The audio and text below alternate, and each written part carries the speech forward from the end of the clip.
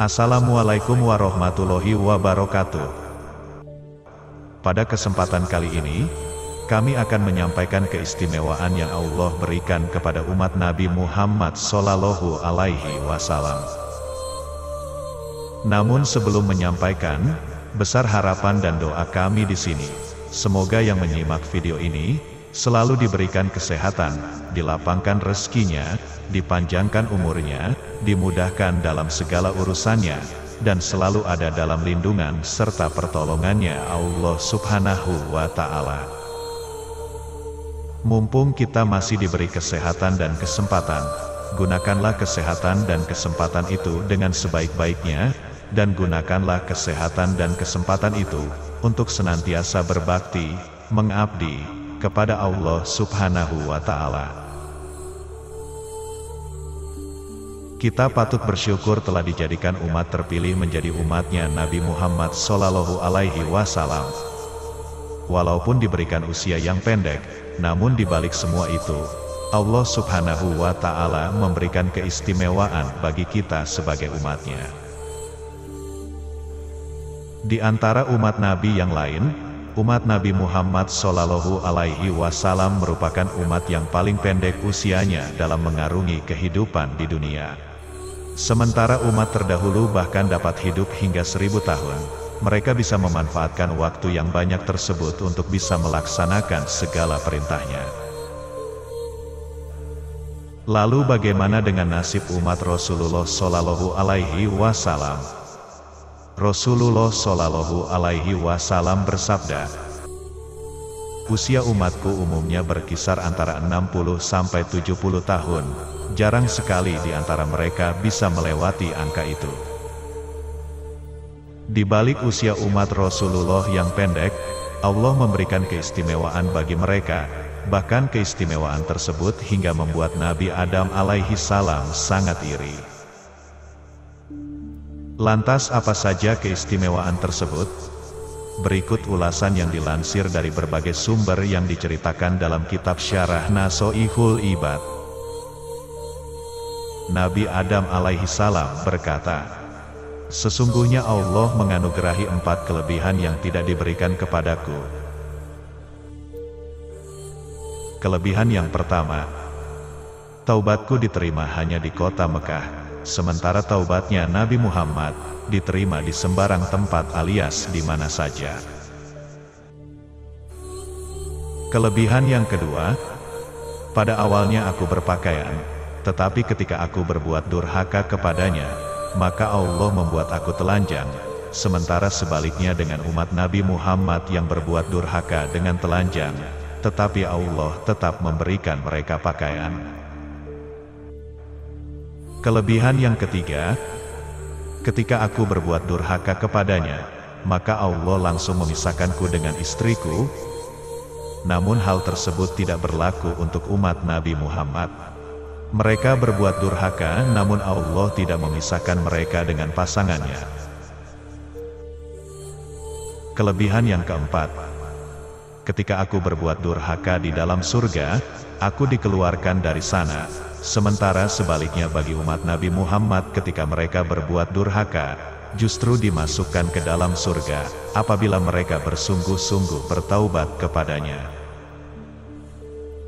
Dan kelebihan umat Nabi Muhammad lainnya yang tak kalah istimewa adalah sebagai berikut. Dikabulkan akan permohonan doanya. Di dalam sebuah hadits disebutkan, bahwasanya Allah hanya mengabulkan doa dari para nabi saja, sementara umat Nabi Muhammad dapat berdoa kapan dan di mana saja. Dan Allah Subhanahu wa Ta'ala akan mengabulkan doa umatnya bagi siapa saja yang memohon kepadanya. Umatku telah diberi 3 perkara yang tidak diberikan kecuali kepada para nabi saja.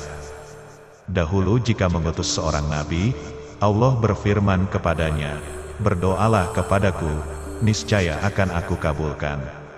Namun untuk umat ini Allah berfirman, berdoalah kalian, niscaya akan aku kabulkan untuk kalian. Keistimewaan berikutnya, ditutupi aibnya. Bahwasanya dahulu Bani Israel jika melakukan sebuah dosa kemaksiatan, maka akan dituliskan si fulan telah melakukan perbuatan dosa ini, dan itu sebagai tebusannya adalah ini, dan itu digantungkan di pintu rumahnya, yang dimana tulisan itu dapat dibaca oleh siapapun, sehingga mereka yang melakukan dosa akan malu di hadapan semua orang. Sementara umat Nabi Muhammad jika berbuat dosa atau maksiat, maka Allah akan menutupi aibnya tersebut hingga dia sendirilah yang membukakan aib tersebut. Rasulullah Shallallahu Alaihi Wasallam bersabda, "Setiap umatku akan mendapat ampunan, kecuali muhajirin, yaitu orang-orang yang terang-terangan berbuat dosa. Dan yang termasuk terang-terangan berbuat dosa adalah seseorang yang berbuat dosa pada malam hari, kemudian pada pagi hari ini dia menceritakannya, padahal Allah telah menutupi perbuatannya tersebut." Kelebihan selanjutnya, mengampuni dosa yang dibatinkan. Allah akan memberi siksaan bagi Bani Israel yang berbuat dosa meskipun hanya dibatinkan dan tidak dilakukan dengan anggota badan. Sementara bagi umat Nabi Muhammad, Allah tidak akan menghisap dosa yang dibatinkan atau diniatkan dalam hatinya. Rasulullah Shallallahu Alaihi Wasallam bersabda, "Barang siapa yang hendak melakukan kebaikan dan dia tidak jadi melakukannya, maka Allah telah mencatat di sisinya satu kebaikan yang sempurna, dan bila ia hendak melakukan kebaikan dan benar-benar melakukannya, maka Allah akan mencatat di sisinya 10 kebaikan sampai 700 kali lipat dan bahkan berlipat ganda banyaknya. Jika ia hendak melakukan kejelekan dan tidak jadi melakukannya, maka Allah mencatat di sisinya sebagai suatu kebaikan, dan jika ia hendak melakukan kejelekan kemudian benar-benar melakukannya, maka Allah hanya mencatat di sisinya satu kejelekan." Kelebihan lainnya, penangguhan siksaan di dunia. Ia mengaku umat terdahulu bila melakukan suatu kemaksiatan, maka Allah langsung serta-merta menurunkan musibah dan azab kepada mereka. Seperti halnya kisah umat Nabi Nuh alaihi salam, Nabi Hud alaihi salam dan Nabi Lut alaihi salam, yang ditimpa azab yang mengerikan. Namun bagi umat Nabi Muhammad, azab tersebut ditangguhkan hingga hari akhir. Rasulullah Shallallahu Alaihi Wasallam memohon kepada Allah agar umatnya diberi kesempatan untuk bertaubat, setidaknya hingga sampai ajal datang menjemput mereka. Allah Subhanahu wa Ta'ala berfirman di dalam Quran Surat Fatir, ayat ke-45, "Dan kalau sekiranya Allah menyiksa manusia disebabkan usahanya, niscaya dia tidak akan meninggalkan di atas permukaan bumi suatu makhluk yang melata pun. Akan tetapi Allah menangguhkan penyiksaan mereka sampai waktu yang tertentu. Maka apabila datang ajal mereka, maka sesungguhnya Allah adalah Maha melihat keadaan hamba-hambanya." Kelebihan selanjutnya, umat pertama yang masuk surga.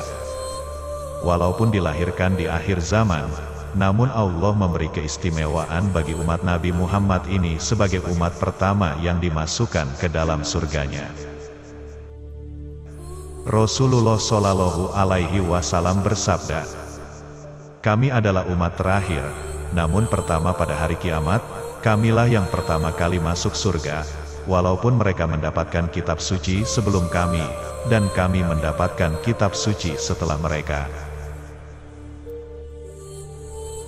Demikianlah sebagian keistimewaan yang telah Allah berikan kepada umat Nabi Muhammad Shallallahu Alaihi Wasallam, dan masih banyak lagi kelebihan-kelebihan lainnya yang dikhususkan untuk kekasih Allah dan umatnya. Untuk itu mari kita pertebal keimanan dan senantiasa bersolawat kepada junjungan kita Nabi besar Muhammad Shallallahu Alaihi Wasallam, agar kita mendapat syafaat nanti di akhirat kelak.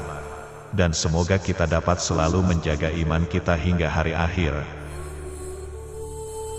Mungkin itu yang dapat kami sampaikan pada kesempatan kali ini. Semoga bermanfaat dan bisa diambil hikmahnya. Wassalamualaikum warahmatullahi wabarakatuh.